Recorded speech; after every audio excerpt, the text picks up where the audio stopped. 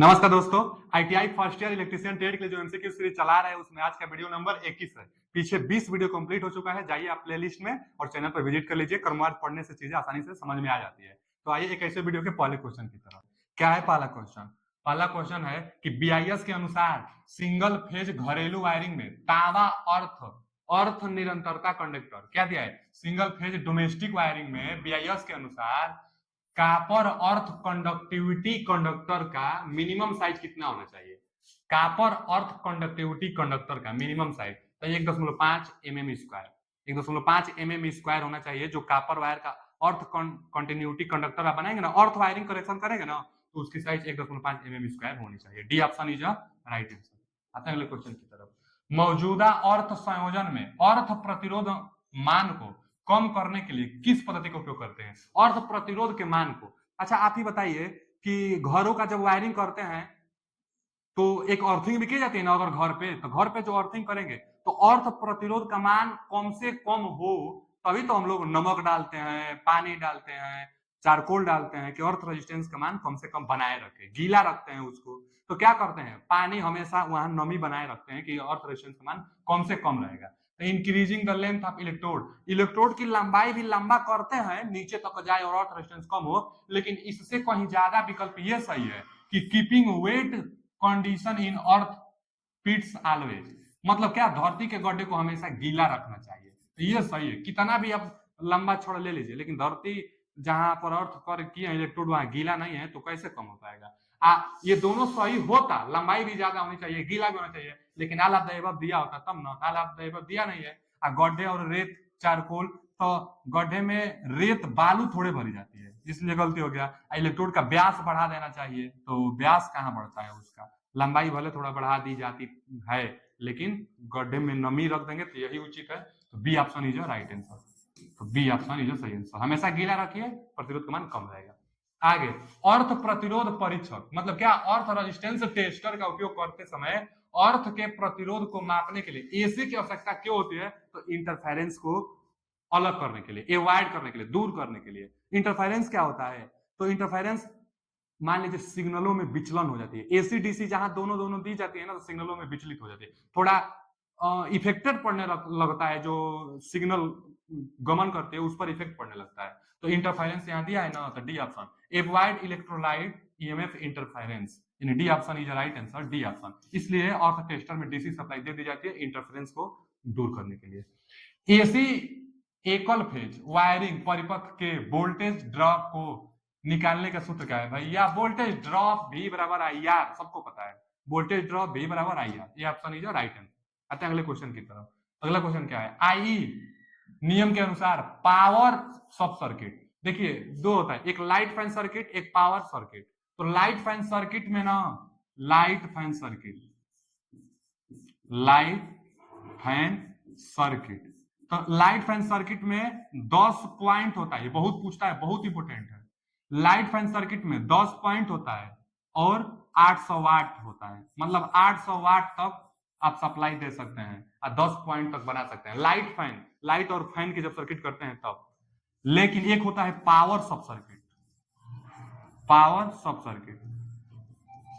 तो जो पावर सब सर्किट होता है, पावर सब सर्किट के लिए ना 2 ही पॉइंट होना चाहिए, 2 ही पॉइंट। और वाटेज कितना? तो 3000 वाट होना चाहिए, 3000 वाट।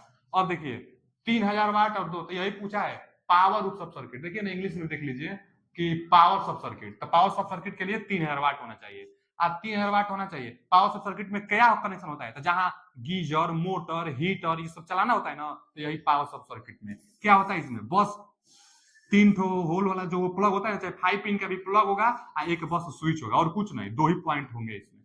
3000 वाट दे सकते हैं आप। आते हैं आगे।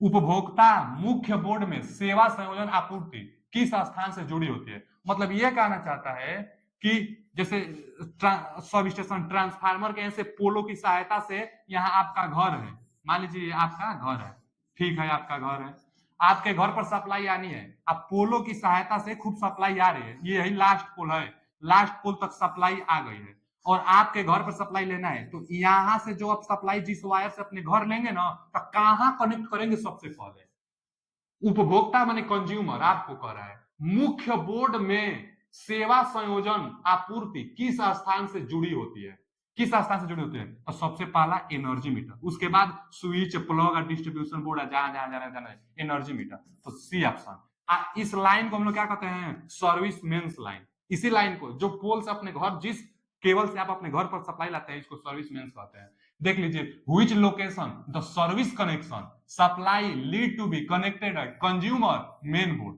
मेन बोर्ड से पहले जो कनेक्शन होता है वो कहां होता है? घरों में, तो एनर्जी मीटर में होता है। C option is right answer. आते हैं अगले क्वेश्चन की तरफ।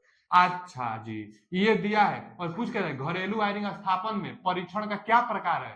तो टेस्ट लैंप अगर दिख गया तो पोलैरिटी टेस्ट के लिए ही टेस्ट लैंप का प्रयोग ज्यादातर किया जाता है, चाहे सीक्वेंस अथवा पोलैरिटी टेस्ट के लिए टेस्ट लैंप का चेक किया जाता है। अब ये पोलैरिटी टेस्ट कर रहा है, कैसे पता चला? तो ये जो है ना न्यूट्रल और फेज, यहाँ से दोनों वायर को ले लिया है, देखिए ना, यहाँ से वायर को ले लिया है, देखिए यहाँ से ये दोनों वायर, एक यहाँ से ये आया है और एक यहाँ से ये आया है, दोनों वायर को ले लिया है। एक को क्या कर दिया ना, ग्राउंडिंग कर दिया है। ग्राउंडिंग, एक तो मान लीजिए ग्राउंडिंग है, अब बारी बारी से जो दोनों वायर आया है बारी बारी से चेक करेगा। अगर लैंप जलता है तो एक तो ग्राउंडिंग और एक तो फेज है, अगर लैंप नहीं जलता है तो दोनों ग्राउंडिंग वाला पोलैरिटी मतलब आ जाएगी। क्यों? क्योंकि अर्थ और यहाँ से भी न्यूट्रल दोनों सेम सेम वोल्टेज पर होंगे तो कैसे बल्ब जलेगा? बल्ब नहीं जलेगा तो पता चलेगा कि न्यूट्रल है। जब बल्ब एक ग्राउंडिंग रहेगा, यहाँ ग्राउंडिंग किया ही है, यहाँ ग्राउंडिंग किया है, जब जल जाएगा बल्ब तो हम लोग समझ लेंगे कि एक फेज है और एक ग्राउंडिंग है। तो इसका क्या पोलैरिटी टेस्ट कर रहा है? तो फेज और न्यूट्रल की चेक यानी पोलैरिटी टेस्ट कर रहा है। ये ऑप्शन सही था। आगे, घरेलू वायरिंग स्थापना में अनुमत रिसाव वर्तमान में क्या फिक्स किया गया? देखिए, बीआईएस अनुसार, इलेक्ट्रिसिटी रूल अनुसार यह फिक्स किया गया है कि जो लीकेज करंट का मान होगा, अर्थ में लीकेज करंट का जो मान होगा 1/5000 से ज्यादा नहीं होना चाहिए। अर्थ में लीकेज करंट का मान 1/5000 से ज्यादा, वो भी फुल लोड करंट का। फुल लोड करंट का 1/5000 से ज्यादा नहीं होना चाहिए। ये फिक्स डाटा है कि 1/5000 से 1/5000 से ज्यादा नहीं होना चाहिए। तो डी ऑप्शन उसका सही था। अब अगर डाइवर्सिटी फैक्टर का formula, which formula use calculate the diversity factor? Diversity factor ही ऐसा फैक्टर है जिसका मान 1 से ज्यादा होता है। कई बार तो यही पूछ चुका है कि निम्न में किसका मान 1 से ज्यादा होता है, दे देगा diversity factor, load factor, utilisation factor, सब यही सब दे देता है। तो डाइवर्सिटी फैक्टर का मान 1 से ज्यादा होता है, यही एक है। अच्छा, क्या होता है इसका फार्मूला? तो जो डाइवर्सिटी फैक्टर होता है ना, डाइवर्सिटी फैक्टर का जो फार्मूला होता है, सम ऑफ इंडिविजुअल वोल्टेज चाहे load, sum of individual load बटा में मैक्सिमम डिमांड चाहे मैक्सिमम लोड, मैक्सिमम डिमांड अथवा मैक्सिमम लोड बाटा में। तो मैक्सिमम डिमांड कहाँ है? मैक्सिमम डिमांड इसमें है, इसमें नहीं है, मिनिमम इसमें दिया है। तो ये आप समझ जाएगा, मैक्सिमम लोड चाहे मैक्सिमम डिमांड। ऊपर क्या होगा? सम ऑफ इंडिविजुअल। इंडिविजुअल क्या होता है कि घरों में जितना सप्लाई आप लोड लगाए हैं ना, पूरा योग, घरों में जितना आप सप्लाई लगाए हैं पूरा लोड को, सम माने योग होता है, सम ऑफ इंडिविजुअल माने इंडिविजुअल मतलब अलग अलग, तो सम ऑफ इंडिविजुअल लोड माने अलग अलग पूरा लोड को मिला दिया जाए, जितना लोड हो जाएगा वही ऊपर आएगा। तो इंस्टॉल्ड लोड, टोटल घर में कितना लोड इंस्टॉल किए हैं। अब मैक्सिमम लोड मतलब कितना आप यूज कर रहे हैं। तो टोटल लोड से हमेशा कम ही नहीं यूज करते हैं, एक ही बार में सब का सब थोड़े चलता है, कोई ना कोई डिवाइस जरूर होता है जो ऑफ रहता है, बंद रहता है। तो मैक्सिमम जो लोड होगा आपका जो चल रहा है उसको वर्तमान समय का, और टोटल घर में कितना लोड है ये, तो ये ज्यादा है, इससे ये ज्यादा है, तो भाग देंगे तो ये ज्यादा ही आएगा 1 से, इसलिए 1 से ज्यादा होता है। डाइवर्सिटी फैक्टर का ऑप्शन 2 पीडीएफ में गलत दिया है, पीडीएफ में सी दिया है, तो पीडीएफ वाला गलत है। सम ऑफ इंडिविजुअल बटा में मैक्सिमम लोड रहता है। आते हैं अगले क्वेश्चन की तरफ। नए घरेलू वायरिंग स्थापना का परीक्षण करने के लिए किस उपकरण का उपयोग किया जाता है? नए घरेलू वायरिंग स्थापना का परीक्षण करने के लिए किस उपकरण का? तो भैया मेगर का। क्यों? तो नया नया अगर वायरिंग करेंगे आप तो मेगर से रेजिस्टेंस, इंसुलेशन का रेजिस्टेंस चेक कर लेंगे, तभी तो झटका उटका नहीं, चाहे घरों में वायरिंग हो रही है तो किसी बॉडी में अगर टच हो जाए तो करंट नहीं लगना चाहिए। तो मेगर का प्रयोग करते हैं, इससे इंसुलेशन रेजिस्टेंस टेस्ट की जाती है। तो B option is right answer. आगे ये क्या लगा है? मेगर। अच्छा, ये मेगर लगा है तो जाहिर सी बात है कि इंसुलेशन चेक करेगा, अर्थ रेजिस्टेंस चेक करेगा। अर्थ रेजिस्टेंस हाई होता है, चाहे इंसुलेशन, जो इंसुलेशन होता है, इंसुलेशन हाई बहुत होता है ना, तो इंसुलेशन को चेक करने के लिए मेगर का प्रयोग करते हैं। तो मेगर है, एक सिरा ग्राउंडिंग कर दी गई है, एक सिरा को बारी बारी से चेक कर रहा है। तो न्यूट्रल पर जब लगा देगा एक सिरा को तो यह रीडिंग क्या देगा? मतलब देखिए मेगर का जो सुई होता है ना अनंत होता है इसका ओपन में, और जब इस पर लगा देगा ना तो क्या हो जाएगा कि मतलब अगर बंद पाथ बनाता है तो कम हो जाएगी, लेकिन लाइन जैसे जब ना अनंत से कम होता है तो इसका मतलब शॉर्ट सर्किट कहीं ना कहीं हुआ है, और जब अनंत से कम नहीं होता है हाई रेजिस्टेंस होता है तो इसका मतलब शॉर्ट सर्किट नहीं है। रेजिस्टेंस को हाई चेक करने के लिए देखा दिया insulation resistance test between conductor and earth. तो कंडक्टर और अर्थ के बीच में इंसुलेशन रेजिस्टेंस चेक करने के लिए मेगर का प्रयोग किया जा रहा है। तो यही पूछ रहा है कि वायरिंग स्थापना में परीक्षण क्या कर रहा है। तो कंडक्टर देखिए बिटवीन कंडक्टर और अर्थ, तो अर्थ और कंडक्टर के बीच में इंसुलेशन रेजिस्टेंस चेक कर रहा है, अर्थ और कंडक्टर के बीच में इंसुलेशन रेजिस्टेंस चेक कर रहा है। तो D option is right answer. आते हैं आगे, सिस्टम अर्थिंग कहां होता है? सिस्टम अर्थिंग जनरेटिंग स्टेशन पर चाहे सब स्टेशन पर, जो सब स्टेशन चाहे जनरेटिंग स्टेशन होता है वहां पर भी अर्थिंग की जाती है, और उसी अर्थिंग को सिस्टम अर्थिंग कहते हैं। तो जनरेटिंग स्टेशन जहां से बिजली बनती है, तो A option is right answer.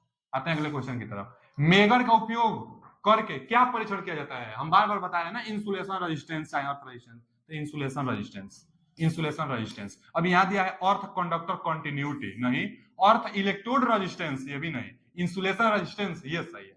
Insulation resistance high होता है, मेगा ओम में मेगर मेजर करता है, तो बी ऑप्शन सही था। आगे, घरेलू वायरिंग सर्किट में लैंप चमक कम और मोटर धीमी गति से चलने का क्या कारण है?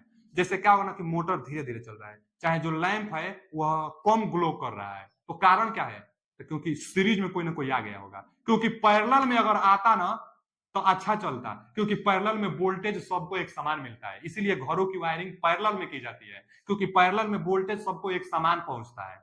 आज सीरीज में अगर कोई कनेक्ट जोड़ देंगे आप तो वोल्टेज ना दोनों अब मिल कर लेने लगते हैं, वोल्टेज बढ़ जाता है सीरीज में, और जब वोल्टेज बढ़ जाएगा तो कम वोल्टेज पर कम है ना चलेगा जी, तो क्या होगा कि शॉर्ट सर्किट नहीं, नहीं ओपन सर्किट नहीं, नहीं high value series resistance fault, यही सही है, सी ऑप्शन सही है। सीरीज में ना हाई रेजिस्टेंस जुड़ जाएगा तो मोटर धीरे चलेगा। आगे, सिस्टम अर्थिंग फिर आएगा, सिस्टम अर्थिंग को वायरिंग स्थापना के लिए कहा कहते हैं? सब स्टेशन पर, हम अभी बताए हैं सब स्टेशन चाहे जनरेटिंग स्टेशन पर सिस्टम अर्थिंग की जाती है। सब स्टेशन क्या है? जहां से सप्लाई आपको दी जाती है वही सब स्टेशन है। जनरेटिंग स्टेशन क्या है? जहां से बिजली बनाई जाती है, तो बिजली जहां से बनाई जाती है चाहे सब स्टेशन जनरेटिंग स्टेशन के हैं, सिस्टम अर्थिंग की जाती है। आगे, पृथ्वी प्रतिरोध माप की कौन सी विधि है? यह जहां डायग्राम दिख गया समझ लीजिएगा कि अर्थ इलेक्ट्रोड से अर्थ रेजिस्टेंस का मेजर किया जा रहा है, तो फाल ऑफ पोटेंशियल मेथड है यह, डेंडेमीटर की दूरी पर होता है तो फाल ऑफ पोटेंशियल मतलब पोटेंशियल मेथड है यह, विभव का पतन पोटेंशियल मेथड है, अर्थ रेजिस्टेंस मेजर करने के लिए किया जाता है, तो बी ऑप्शन। फिगर को दिमाग में बैठा लीजिएगा, बहुत फेमस था वो फिगर। आगे, आई नियम के अनुसार उदासीन संयोजक में हार्मोनिक विकृति, मतलब हार्मोनिक विकृति का मतलब क्या होगा ना कि डिस्टोर्शन, हार्मोनिक डिस्टोर्शन को कैसे नियंत्रित किया जाता है? तो हार्मोनिक डिस्टोर्शन को नियंत्रित करने के लिए अर्थिंग थ्रू द इंपेडेंस का प्रयोग किया जाता है, ये option is right answer. Earthing through impedance मतलब प्रतिबाधा के माध्यम से हार्मोनिक जो होता है ना, हार्मोनिक डिस्टोर्स मतलब विकृति, डिस्टोर्शन जो विकृति होता है या हानि को विकृति कहते हैं, तो हानि से बचने के लिए अर्थिंग थ्रू इंपेडेंस, इंपेडेंस के थ्रू उस हानि से, किससे? तो हार्मोनिक डिस्टोर्शन से, हार्मोनिक डिस्टोर्शन से बचा जा सकता है। तो अभी के लिए इतना ही, मिलते हैं अगले वीडियो में। अगर जो भी डाउट हो कमेंट बॉक्स में करें। Thank you.